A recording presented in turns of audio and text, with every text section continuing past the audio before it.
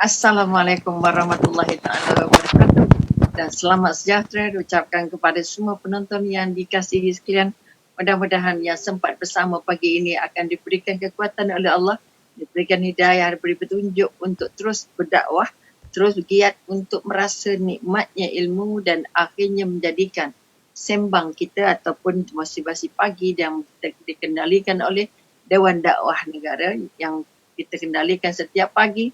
Mudah-mudahan kita adalah antara orang-orang yang mampu untuk memberi kekuatan, untuk memberi sokongan dan seterusnya untuk like dan share program ini sebagai sebahagian daripada ibadah kita.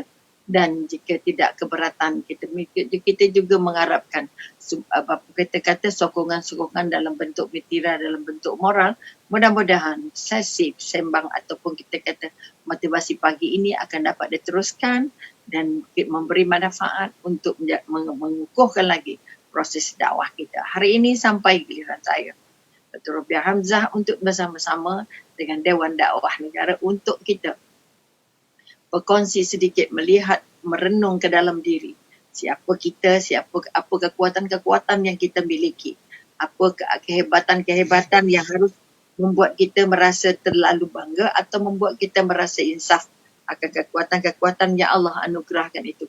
Maka hari ini tajuk yang ingin dikongsikan ialah begitulah azab Tuhan Rabbmu buat yang zalim. Bermakna kita nak membaca sedikit agaknya kisah-kisah masa lalu, sirah-sirah ataupun kejadian-kejadian yang begitu banyak, tetapi kita pungut menurut apa yang dikumpulkan oleh Dr. Aidit supaya kita merasa bahawa kezaliman bukan budaya hidup Islam. Kezaliman merupakan satu daripada petanda bahawa tercabutnya iman seseorang, gugurnya keyakinan pada Tuhannya, dan akhirnya dia terus menjadi hamba dunia, hamba kuasa, dan kita paling bimbang tercampak ke neraka disebabkan kezaliman itu. Maka sekali lagi mari kita meneliti sedikit apa agaknya kejadian pada mangsa-mangsa yang menjadi apa yang dikatakan mangsa kezaliman itu. Sebab itu kadang-kadang kita kata ramai hamba-hamba Allah yang sengsara. Ramai hamba Allah yang kita katakan yang tergelincir kakinya hingga tersungkur untuk menjalani kehidupan seterusnya. Dan kadang-kadang kita kata dimalukan, kadang-kadang dijatuhkan maruahnya, kadang-kadang diganggu wibawanya, dan disebabkan oleh kezaliman yang terhadap sesama hamba Allah. Maka sekali lagi mari kita melihat bahawa apa makna yang dikatakan menzalimi dan dizalimi. Kalau boleh memilih, maka memilihlah kita untuk dizalimi tapi bukan menzalimi. Kalau kita kata melihat kisah Habil dan Qabil, kita melihat bahawa abangnya ingin membunuh, kamu boleh membunuh aku, tetapi aku tidak akan membunuh kamu, aku tidak akan melawan, dan sebagainya. Dan kita katakan nasihat ulama juga, kalau kau boleh kita menyelamatkan diri daripada menzalimi, biarlah kita dizalimi kalau boleh. Tetapi kalau boleh kedua-duanya, ataupun kita mohon dengan Allah, kedua-duanya tidak boleh berlaku kerana kezaliman bukan budaya hidup. Kerana dia memberikan apa? Ada hak yang terampas. Kita kata ada milik orang yang bukan milik kita, tapi kita kata itu milik kita. Maka kita katakan kita kata penindasan terhadap siapa saja yang lemah. Bukan lemah anggotanya, tapi kadang lemah mindanya, lemah tindakannya. Maka hari ini kita bimbang kezaliman sudah menjadi sebahagian daripada budaya hidup atau sebahagian daripada warna-warna yang sudah semakin terang dalam kehidupan ataupun dalam masyarakat. Maka sekali lagi kita nak mengangkat bahawa Allah tidak pernah tidur, Allah tidak pernah lupa, Allah tidak pernah tinggalkan kita. Allah tahu tempat duduk kita, Allah tahu apa kita cakap, Allah tahu di mana kita berada, apalagi Allah sangat tahu apa yang kita buat. Maka menyedari hakikat inilah, maka mari kita sama-sama menyemak. Adakah kita sudah menjadi mangsa kezaliman ataupun kita sudah menzalimi? Sebab itu kita kata menzalimi boleh jadi pada keluarga, boleh jadi pada isteri, boleh jadi pada tetamu ataupun kata pada jiran-jiran, boleh jadi pada rakyat. Dan yang paling membimbangkan apabila penguasa sesebuah negara mula melakukan kezaliman, merampas hak yang patutnya hak rakyat, tidak memberikan apa yang patut diberikan kepada rakyat. Dan yang paling penting kita kata kalau di rumah rakyatnya anak-anak, kalau dalam masyarakat pastilah orang penduduk-penduduk tempatan, dan kalau negara pastilah seluruh rakyat. Maka sekali lagi, satu daripada sebab keruntuhan negara Islam masa lalu atau kebanyakan negara adalah disebabkan oleh kezaliman. Kalau kita kata melihat kerajaan Firaun, kerajaan yang paling lengkap dari segala segi, tetapi disebabkan kezaliman yang dilakukan oleh Firaun, maka akhirnya Firaun tidak mampu diterima bumi. Sampai hari ini muminya ataupun kita mayatnya masih ada lagi berada di Museum Mesir. Maka sekali lagi terlalu banyak kisah-kisah kezaliman yang kita pernah lihat, yang pernah kita saksikan. Maka pada pagi ini, okay, kita nak menyemak diri kita balik. Adakah kita pernah melakukan kezaliman ataupun kita pernah menjadi mangsa kezaliman? Maka kalau Islam mengatakan, sebab itu kalau kita kata bijak pandai mengatakan, berpesan kepada orang-orang yang melakukan kezaliman. Maka contohnya, takutlah kamu kepada orang-orang yang tidak mempunyai penolong. Ini kita kata orang kecil, orang rendah, orang yang menjadi mangsa. Orang yang sudah tidak ada tempat untuk mengadu kerana kezaliman sudah bermaharajalela. Okay?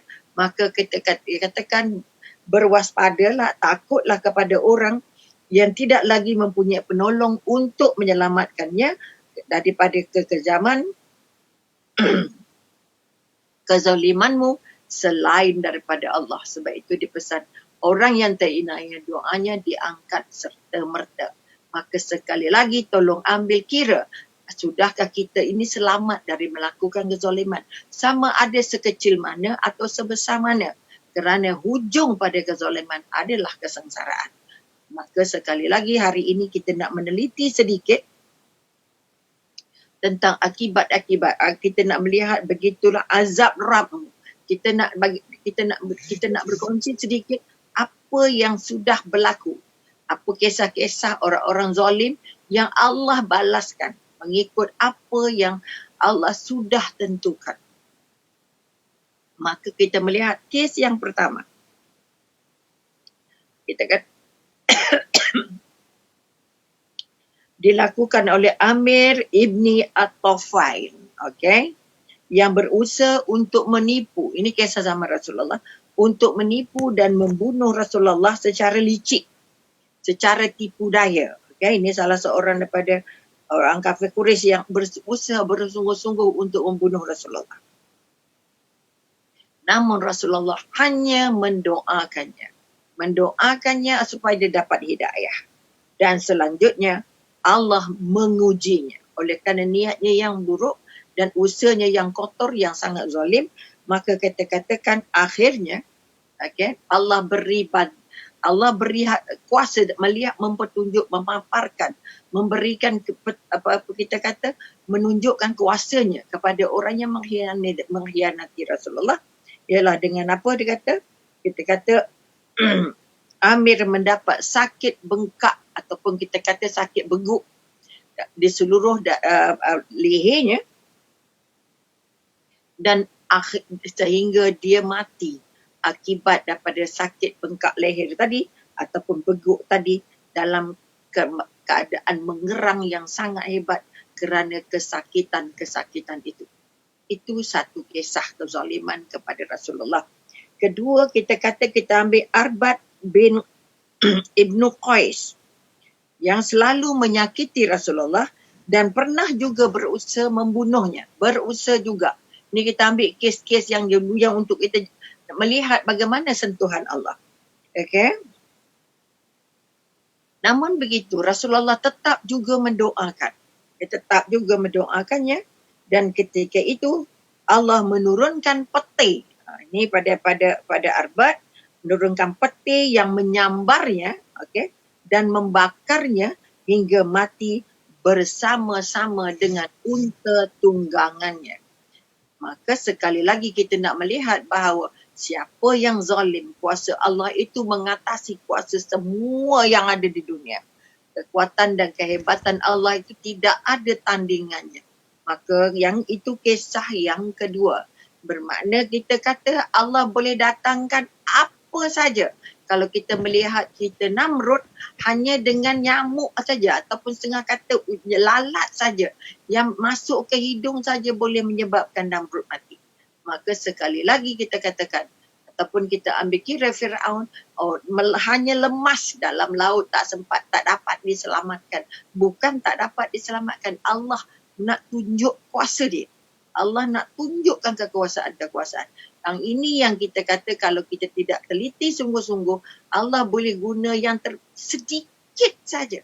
Ini sebab kita kata kita bimbang. Satu daripada mungkin kita katakan coronavirus ini Allah datangkan kerana terlalu banyak kezaliman yang sudah berlaku di muka bumi. Terlalu banyak kezaliman yang sudah sampai kepada rakyat jelata. Yang akhirnya Allah datangkan benda yang kita tak nampak. Yang kita tak nampak, yang kecilnya tak bernampak kecuali dengan mikroskop. Tetapi boleh membunuh jutaan manusia. Maka sekali lagi kita katakan Allah menunjukkan kuasanya melalui berbagai-bagai cara. Oleh sebab itu sekali lagi kalau boleh, satu daripada proses untuk mohon kepada Allah mencabut semula ujian-ujian ataupun cubaan-cubaan yang diberikan dengan kita yang seperti adanya coronavirus ini, dengan banyak-banyak melakukan taubat kepada Allah. Mohon dengan Allah supaya segala dosa kita tidak menjadi beban. Dan kalau masih ada kesempatan, tolong jangan melakukan lagi kezaliman. Tolong semak diri kita supaya lidah kita, perbuatan kita, kuasa kita tidak menggambarkan berlakunya lagi kezaliman. Kerana kuasa Allah sangat besar. Sebab itu takutlah kamu kepada orang yang dizalimi yang tidak lagi punya kuasa apa-apa untuk mempertahankan diri kecuali menadah tangan kepada Allah. Sebab itu tadah tangan orang yang terinaya, tadah tangan orang yang dizalimi ini kadangkala Allah bagi serta-merta. Sebab itu sekali lagi mari kita melihat kisah yang ketiga. Okey. Kisah yang ketiga yang dilakukan oleh Hajjaj, okey, yang membunuh Sa'id bin Jubair. Sa'id berdoa kepada Allah, ya Allah, jangan kau jadikan dia berbuat jahat dan kepada orang setelah aku. Hajjaj di antara pemimpin yang kita katakan termasuk dalam kategori zalim. Maka ketika dia dia membunuh, ketika bunuh Sa'id bin Jubair ini, Sa'id bin Jubair berdoa, ya Allah, jangan ada lagi orang yang dizalimi oleh Hajjaj seperti dia menzalimi aku. Ini doa orang-orang terinaya. Apa yang terjadi?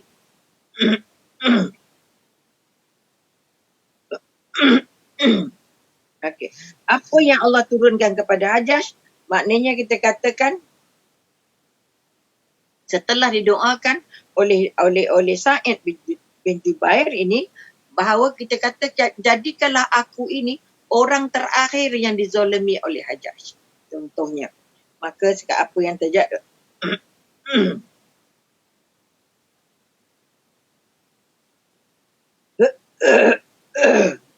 Maka akhirnya dia mati seperti matinya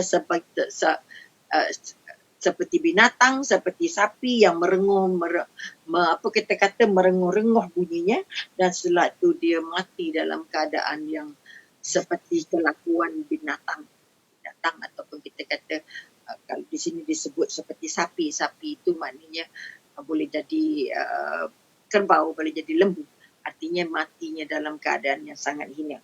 Kemudian kami kita tengok pula kisah Sufyan As-Sauri yang bersembunyi, kita takut kepada Abu Ja'far Al-Mansur. Ini seorang khalifah. Ketika Al-Mansur berangkat menuju ke Baitullah, pada saat yang sama Sufyan As-Sauri juga berada di Mekah berada di Masjidil Haram. Sufyan Al-Thawri berdiri, berdiri dan memegang dinding Kaabah sambil berdoa kepada Allah, memohon agar Abu Ja'far tidak bisa memasuki tidak biasa memasuki Kaabah ataupun Masjidil Haram. Tiba-tiba Abu Ja'far meninggal di sumur Mainun sebelum menginjakkan kakinya di kota Mekah. Maknanya siapa saja yang dizalimi, siapa yang menzalimi, yang menzalimi, dan orang yang dizalimi itu terus-terus mendoakan pertolongan kepada Allah, memohon perlindungan daripada Allah, pasti Allah akan angkat doa itu, doanya, dan memberikan balasan serta-merta yang setimpal dengan kezaliman-kezaliman yang dilakukan oleh orang-orang tersebut. Oleh itu sekali lagi, jangan merasa terlalu bebas melakukan kezaliman sedangkan Allah melihat, Allah menilai, dan tolong perhatikan, doa-doa orang yang dizalimi ini tidak pernah diabaikan oleh Allah. Kemudian mari kita melihat cerita Ahmad bin Abu Daud Al-Qardi Al-Mu'tazili. Pernah ikut menyiksa Ahmad bin Hanbal. Ini dia ikut menyiksa je. Ahmad bin Hanbal pernah ditangkap dan didakwa berbagai macam kes. Ahmad bin Hanbal kemudiannya mendoakan mereka. Ini satu lagi sikap yang kita nak angkat kepada orang yang dizalimi. Jangan cuba mendoakan yang buruk-buruk. Tapi doakanlah apa yang baik untuk mereka, kerana Allah Maha tahu untuk membalas apa balasan yang terbaik untuk mereka. Kemudian apa yang terjadi? Ahmad bin Abi Daud, orang yang kita katakan turut sama-sama menyiksa Ahmad bin Hanbal, salah seorang imam Hambali yang diberikan tuduhan yang berbagai-bagai disebabkan oleh kezaliman-kezaliman pemerintah. Maka apa yang terjadi? Ahmad bin Hanbal, akhirnya Ahmad Daud, Allah menimpakan ujian, yakni tubuhnya mati sebelah. Mati separuh ataupun kita kata stroke. Sehingga dia berkata, kalau beginilah tubuhku yang hidup itu dihinggapi lalat. Bila tubuhnya mati sebelah, mati sebelah, yang masih tak mati dia, yang masih hidup ini sakitnya setengah mati. Kalau dihinggap lalat saja sakitnya ya amat-amat. Yang tubuh yang mati itu memang tak boleh buat apa-apa. Maka dikatakan apa? Kalau ada lalat hinggap di tubuhnya yang masih hidup ini, dia merasakan sakit yang amat sakit seperti kiamat. Sakit yang amat sakit. Bahagian yang mati tidak terasa apa-apa pun sekalipun digergaji. Selalunya kita stroke adalah juga rasa walaupun tak banyak. Tetapi apa yang berlaku pada Ahmad bin Abi Daud, dia dapat stroke separuh, tetapi yang sihat ini sakitnya tak boleh disentuh. Yang mati ini tak berfungsi langsung dan tak rasa apa-apa walaupun digergaji. Bermakna kita kata balasan kepada orang yang menzalimi, terutama yang dizalimi itu adalah orang-orang yang sangat dekat dengan Allah, maka didatangkan serta-merta, didatangkan secepat mungkin balasan-balasan yang setimpal di mata Allah untuk mereka-mereka yang menzalimi ini. Maka itu kisah Ahmad bin Hanbal. Ahmad bin Hanbal juga pernah mendoakan menteri, Menteri Ibn Zayyad, dan kemudian oleh orang-orang yang pernah disiksanya, menteri itu diseret. Maknanya Ahmad bin Hanbal, kita dah tahu bahawa ulama yang paling kaya dengan hadis dan paling zuhud hidupnya, orang yang paling dekat dengan Allah, paling banyak menghafal hadis, paling hidup dan hidupnya disumbangkan semata-mata untuk mengumpul ayat-ayat Allah, mengumpul hadis-hadis Rasulullah yang menjadi sebahagian daripada 4 mazhab yang kita ada. Orang begini juga yang sampai juga kesempatan untuk dizalimi. Maka Allah sampaikan pada dia apa? Dia kata, raja yang zalim tadi akhirnya diseret ke penjara dipanggang di atas bara api dan kepalanya dipaku seluruhnya. Bayangkan bagaimana siksa yang Allah berikan, siksa yang Allah tunjukkan kepada orang-orang yang menzalimi. Okey, sebab itu dia menzalimi seorang hamba Allah. Okey, maka Allah turun. Kalau dia raja lagi besar lah. Sebab itu tadi kita kata kalau dia bukan raja, menteri Ibnu ilmu Zayyad hingga akhirnya dia diheret di penjara, dibakar dengan bara api atau dipanggang katanya di atas bara api dan kepalanya dipaku satu-satu. Okey, maka ini di antara gambaran yang dikumpulkan oleh Dr. Aidit untuk menjadi perhatian kepada kita bahawa kezaliman tidak tertangguh balasannya.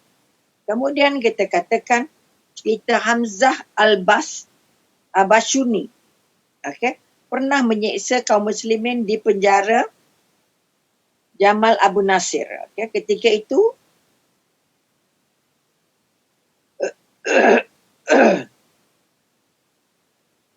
dalam proses dia menyeksa itu, Allah akhirnya memberikan kepadanya, di mana kita katakan Allah yang maha tinggi kuasanya, akhirnya kita dikatakan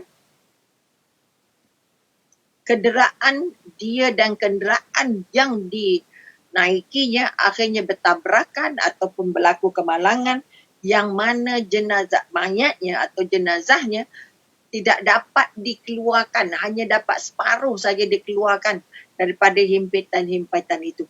Maknanya satu kemalangan yang sangat-sangat mengerikan. Okey. Tubuhnya tertusuk besi dan kepalanya hingga dari kepala sampai perutnya. Hanya sebahagian tubuhnya yang biasa dikeluarkan dari mobilnya. Maknanya dia berlaku kemalangan yang sangat-sangat hebat yang akhirnya tubuhnya tak dapat dikeluarkan. Semua maknanya dah berkecai, mungkin sepit macam mana, yang akhirnya kita katakan jenazahnya mungkin ditanam separuh daripada yang lain tu tinggal dalam tempat kemalangan.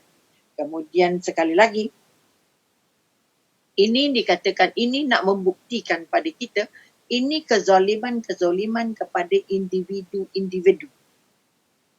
Allah bagi balasan yang sangat-sangat sedih. Allah bagi balasan-balasan yang sangat berat. Bayangkan kalau kezaliman itu dilakukan. Okay, kezaliman itu dilakukan kepada hampir rakyat jelata. Hampir rakyat jelata, sama ada di pemimpin apapun, pemimpin ekonomi, pemimpin politik, pemimpin sosial, pemimpin apa saja pemimpin. Kalau dia sudah, maknanya kalau tadi contoh-contoh yang kita beri, orang yang menzalimi individu tertentu. Itu saja Allah bagi balasan secara serta-merta dalam keadaan yang sangat-sangat menyakitkan. Bayangkan hasil atau kesan ataupun balasan yang akan Allah turunkan pada mereka-mereka yang melakukan kezaliman kepada pengikut-pengikutnya, kepada ahli-ahlinya, ahli-ahli keluarganya, ada ahli-ahli masyarakatnya dan ahli-ahli atau rakyat negara. Pastinya kita katakan kezaliman itu akan dibalas seberat-beratnya. Mari kita lihat apa yang dicatatkan dalam surah Al-Qasas ayat 39 yang bermaksud, dan berlaku angkuhlah Fir'aun dan bala tenteranya di bumi Mesir. Okay? Tanpa alasan yang benar, dan mereka menyangka bahawa mereka tidak akan dikembalikan kepada kami. Mengapa Firaun dan tenteranya? Bayangkan ada tentera khusus yang akan memancung bayi-bayi Israel, laki-laki yang lahir. Boleh bayangkan berapa kita kata berapa ratus ribu anak-anak. Anak-anak kecil laki-laki Israel yang lahir yang dipancung oleh tentera-tentera Firaun. Bayangkan kezaliman-kezaliman itu. Mengapa ini dilakukan? Pertama, kerana perintah, kerana kehidupan dunia, dan yang ketiga, kerana mereka merasa tidak ada kuasa lain yang lebih besar daripada kuasa mereka, sedangkan kuasa Allah mengatasi segala kuasa yang ada. Ini untuk kita lihat surah Al-Qasas ayat 39. Kemudian mari kita melihat surah Al-Fussilat ayat 15. Itu yang bermaksud, dan katakanlah, mereka berkata, siapakah yang lebih besar kekuatannya dari kami? Artinya yang merasa bahawa kita katakan dialah antara yang lebih hebat. Dan apakah mereka tidak memperhatikan bahawa Allah telah menciptakan mereka adalah lebih besar kekuatannya dari mereka. Mereka yang terlibat dalam agenda kezaliman ini merasa bahawa kuasa yang mereka ada adalah kuasa terbesar. Ada tidak merasa bahawa ada kuasa lebih besar. Sebab itu kita kata cacat imannya, cacat akidahnya, cacat akhlaknya, dan cacatlah apa yang dilakukannya. Sebab itu sekali lagi mari kita melihat bahawa kita katakan dalam surah Al-Fajr ayat 11, yang berbuat sewenang-wenangnya dalam negeri, lalu mereka buat banyak kerosakan dalam negeri itu. Kerana itu Rabnya akan menimpakan kepada mereka azab-azab. Siapa yang membuat kezaliman di negeri-negerinya, pasti Allah turunkan azab. Sebab itu kita hari ini sangat bimbang, adakah yang datang ini ujian, adakah yang datang ini bala, ataukah ini adalah apa kita katakan musibah-musibah. Kepada orang mukmin pasti kita mengatakan bahawa apa yang sedang kita hadapi sekarang ini adalah ujian-ujian.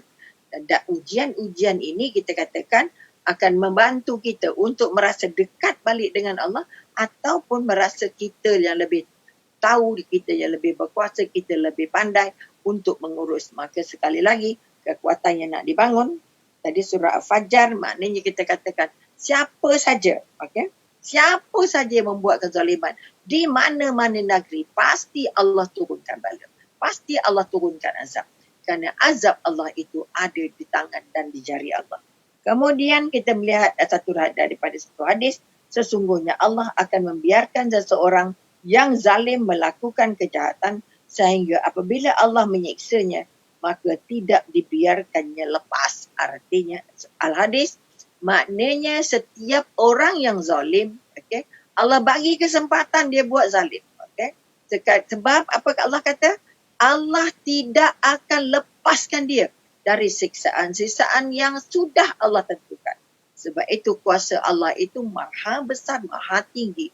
Maka yang zalim jangan merasa tidak ada siapa-siapa yang boleh mengalahkannya, tidak ada siapa-siapa yang boleh memenahan apa yang dia mahu. Maka sekali lagi Allah kata, aku bagi mereka buat, tapi tunggu azab aku, tunggu balasan dari aku. Ini yang kita paling takut. Al-Hadis yang kedua, hati-hatilah terhadap doa-doa orang yang dizalimi.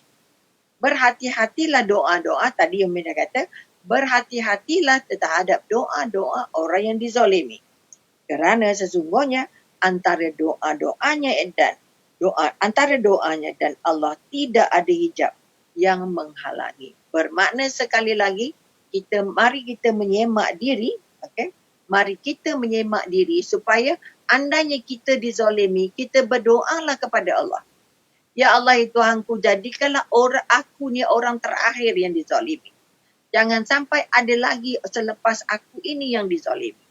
Ini di antara doa-doa orang-orang yang dizalimi. Misalnya Ibrahim Al-Tamimi pernah berkata, jika seorang menzalimiku, maka aku akan mengasihinya. Aku akan mendoakannya. Sebab itu orang yang dizalimi, doanya tidak ada hijab dengan Allah. Doanya tidak ada hijab dengan Allah. Oleh itu sekali lagi, jangan sewenang-wenangnya menyakitkan hati orang. Jangan sewenang-wenangnya membuat kezaliman. Walaupun pada anak, walaupun pada pelajar, walaupun pada rakan sejawat, walaupun pada pekerja-pekerja bawahan kita, walaupun kepada rakyat-rakyat kita. Kerana Allah tidak pernah melepaskan orang-orang yang zalim itu daripada kuasa-kuasa ataupun daripada apa yang Allah janjikan kepada mereka yang dizalimi. Kerana Allah punya kuasa balasan paling tepat kepada mereka yang melakukan kezaliman.